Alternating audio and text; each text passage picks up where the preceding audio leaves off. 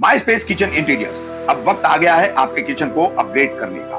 माई space लाया है affordable options के साथ एक से बढ़कर एक डिजाइनर किचन सेटअप, जो आपको देता है मजबूती के साथ ड्यूरेबल फिटिंग, कस्टम डिजाइन, बड़ा स्टोरेज, वो भी सब एक बजट में।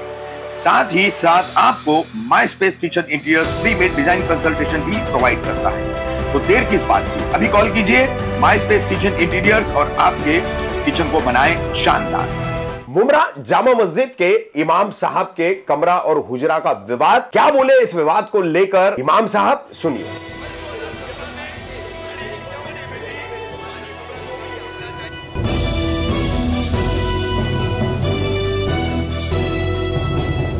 रफीक कामदार, हिंदुस्तानी रिपोर्टर में आपका स्वागत है। मुमरा स्टेशन परिसर की रिजवी बाग की मुमरा की जामा मस्जिद, इस जामा मस्जिद के इमाम साहब और इनका हुजरे का विवाद, इसमें कमरा भी था ऐसा कहा जा रहा था। मगर आपको यहां आप बता दें कि अब हम आपको जो बताने जा रहे हैं, अभी आपने पहली खबर देखी, फिर दूसरी खबर में ट्रस्टियों की क्या बातें हैं वो आपने सुनी। अब हम आपको इमाम साहब की बातें सुनाने जा रहे हैं।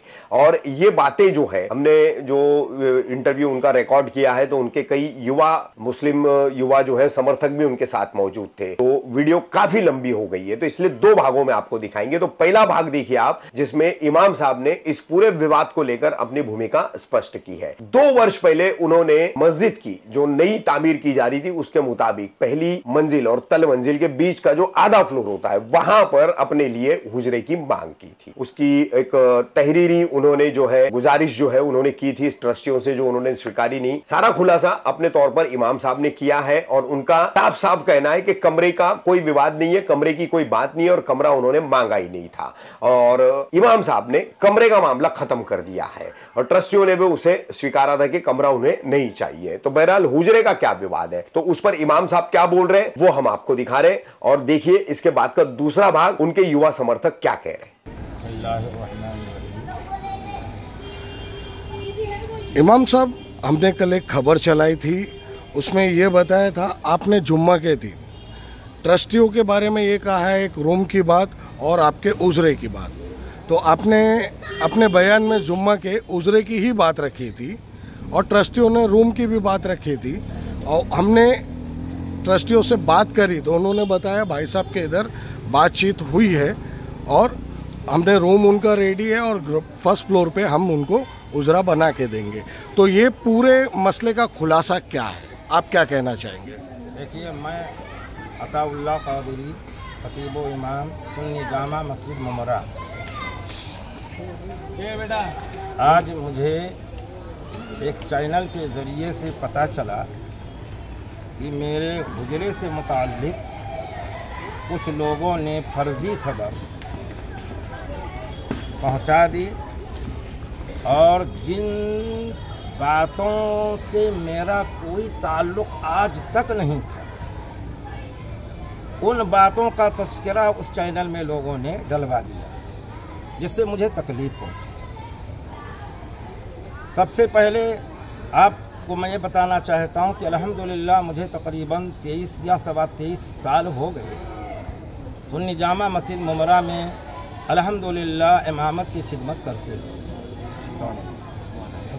और अल्लाह का शुक्र है, पूरा कौसा मुमरा मुझे अच्छे तरीके से जानता भी है, पहचानता भी है और उनकी मोहब्बत है कि वो मोहब्बत की निगाह से देखते भी। जब ये हमारी मस्जिद का नया ढांचा तैयार हुआ तो मैंने 7 सितंबर सन 2022 में अपने हुजरे से मुताल्लिक अलहाज सैयद मोहम्मद सलीम साहब, जो मौजूदा सुन्नी जामा मस्जिद मुमरा में अपने आप को सीनियर ट्रस्टी कहते हैं, उनको मैंने अपने हुजरे से मुताल्लिक एक दरख्वास्त दिया,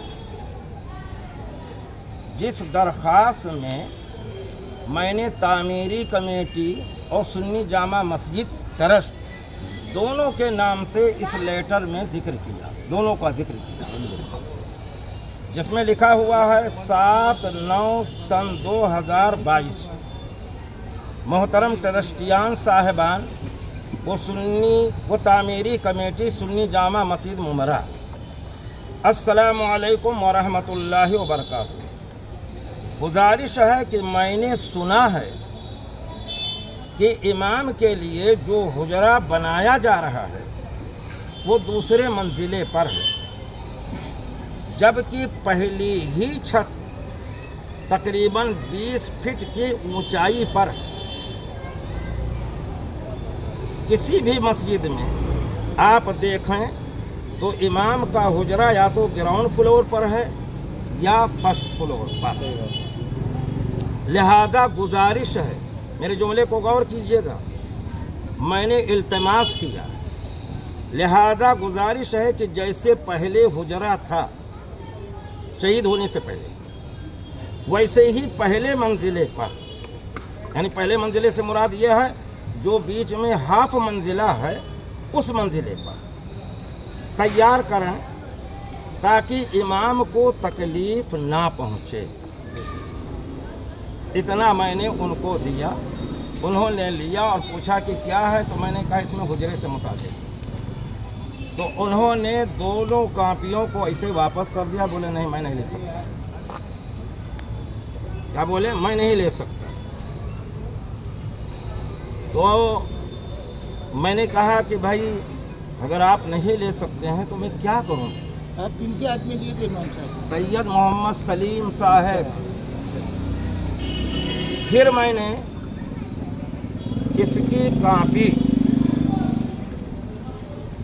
मोबाइल द्वारा खिंचाकर मैंने अलहाज दादा हाशिम साहब को मोबाइल पर भेजा, बहुत अच्छा, अलहाज अनीस लद्दा साहब के मोबाइल पर भेजा, अलहाज मुश्ताक कपाड़िया साहब के मोबाइल पर भेजा। आपके समझ लीजिए कि जुलूस कमेटी के हारून अशरफी के साहबजादे नहीं खालिद अशरफी के मोबाइल पर भेजा, गालिबन अनवर भाई सहारा वाले के मोबाइल पर भेजा और 2-3 लोगों के मोबाइल पर भेजा। और भेजने के बाद मैंने कहा भाई देखिए ये मैंने लिख कर दिया था, और लेने से उन्होंने साफ इनकार कर दिया। बात पड़ी हुई थी क्योंकि रमज़ानुल मुबारक में और ऐसे दिनों में भी कोई अच्छा आलिम आ जाता है, कोई मसला मसाइल पूछने के लिए आता है, या मुझे ही कोई ज़रूरत किताब के मुताले की पड़ती है, मसला मसाइल बताने के लिए किताबों का मुताले करने की ज़रूरत पड़ती है, तो मेरे पास कोई जगह नहीं जहाँ मैं किताब रख सकूँ, लोगों को समझा सकूँ, मसला बता सकूँ, या आलिम दीन को बैठा कि एक चाय खिदमत के तौर पर मैं पेश कर सकूँ। तो मैंने बहालत मजबूरी, अच्छा इस पीरियड में 2-2.25 महीना पहले अलहाज हाशिम दादा साहब को हाफ फ्लोर पर बाद नमाज मगरिब मैंने फिर रुदादे तकलीफ़ मैंने उनको बताया कि हाजी साहब अभी तक कोई मसला हल नहीं हुआ, और मैंने ये भी दिखाया, तो एक कागज़ और भी दिखाया। तो बोले अच्छा मैं बोलता हूँ, देखो, और मतलब दूसरी बात है ना कि समझदार आदमी हो तो समझे। हाँ, फिर हमने महसूस किया कि जब इसी मस्जिद में सन 2005 में हमारी ट्रस्ट खादिमों को तनख्वाह देती थी, मौज़िन को देती थी, दूसरे वहाँ के काम करने वालों को देती थी, और मुझे नहीं देती थी ठसन से। मैंने 4 महीने तक सब्र किया। इस पीरियड में जो है जमीयतुल मुस्लिमीन के सदर नईम खान साहब, उन लोगों ने बुलाया था, मस्जिद में तशरीफ़ लाए। उन्होंने जब हालात देखे, वो पढ़े, वो सुने, तो उन्होंने कहा कि मैं जमीयतुल मुस्लिमीन के सदर की हैसियत से इमाम को तनख्वाह देता हूँ और इनसे मैं ले लूँगा। फिर उन्होंने अल्हम्दुलिल्लाह 4 चेक दिया, जिसका सबूत मेरे पास कागज़ी तौर पर आज भी मौजूद है। और उसी पीरियड में वक़्फ़ बोर्ड को पता चला, तो उन्होंने एक लेटर मुमरा जामे मस्जिद मुमरा ट्रस्ट को दिया और कहा कि इमाम साहब की सैलरी दीजिए पहले और बाद में वक़्फ़ बोर्ड आई। वो वक्फ बोर्ड के लेटर का ज़ेरॉक्स आज भी मेरे पास है। तो मैंने जुमा में सिर्फ इतना कहा था, सिर्फ जुमा में आपको बुलाया मैंने हो जाने चाहिए। जुमा में मैंने इतना ही कहा था अपने नमाजियों से, क्योंकि इमाम और नमाजियों का रिश्ता एक परिवार की तरह से है। हम अपनी तकलीफ अगर अपने नमाजियों ट्रस्टियों से पहले कहेंगे, जब उनसे नहीं हल होगा तो मजबूर होकर हमको अपने नमाजियों से कहना पड़ेगा। हमने अपने नमाजियों से खाली अपनी ये तहरीर पढ़कर सुनाया कि कल कोई हमारे खिलाफ प्रोपगंडा ना करे। कौन सी तहरीर? यही जो तहरीर मैं देना चाहता था उसको फिर पढ़ के सुनाता हूँ। और आपसे गुजारिश है कि अपने चैनल पर इसको पूरी समझ लीजिए, हमारी रिपोर्टिंग जो आप कर रहे हैं इसको डालिए। इसमें कहीं कमरे का तस्करा नहीं है, खाली हुजरे का जिक्र है। हजरत मैं आपकी बात काटना चाहूँगा। सैयद अली भाई साहब के इधर आप और ट्रस्टियों की मीटिंग भी बैठी थी और उसमें मसला उठाया गया था आपके रूम का और नीचे आपके उजरे का। तो उस ट्रस्टियों का कहना है ये, उन लोगों ने कहा हमने सैयद अली भाई साहब को ऊपर रूम तैयार हुआ है 3रे माले पे, वो भी हमने दिखाए। और फिर उन्होंने ये भी तकाजा किया सैयद अली भाई साहब ने, बोले हजरत की उम्र हो गई है, वो उतरेंगे चढ़ेंगे, तो बोले यहाँ लिफ्ट लगाई गई है, लिफ्ट लगेगी तो हजरत को आने जाने से तकलीफ नहीं होगी। और रही आपके उजरे की बात, तो उन्होंने ये कहा था मस्जिद का तामीरी काम चल रहा है और जैसे ही वो काम हो जाएगा तो उसके बाद में हम फर्स्ट फ्लोर पे हजरत को उजरा बना के देंगे। आपने जो सैयद अली भाई की बात कही है जी, वो बात हुजरे की वहाँ नहीं थी, क्योंकि हमारे ट्रस्टी हमारे पीछे नमाज नहीं पढ़ते। मैंने सैयद अली भाई के वहाँ खुद मैं जाकर कहा था कि अच्छा नहीं लगता है कि दो लोग आपस में इख्तलाफ रखें और अगर दोनों मिलकर रहेंगे तो इससे कौम का फ़ायदा होगा। सैयद अली भाई ने हम दोनों को, हमको और हाजी सलीम को गले मिलाया और एक खजूर मुझे कहा कि अपने हाथ से सैयद सलीम साहब को खिलाइए और एक खजूर उनको दिया कि आप अपने हाथ से इमाम साहब को खिलाइए और बोले इख्तलाफात आप ख़त्म कीजिए।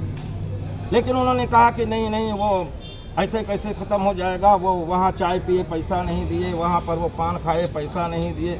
मैंने कहा वल्लाहिल अज़ीम दुकान आपकी है, किरायादार आपका है, अजीम पान वाला, वल्लाहिल अज़ीम उसका मैं एक पैसा भी बाकी नहीं, आप पूछ लीजिए।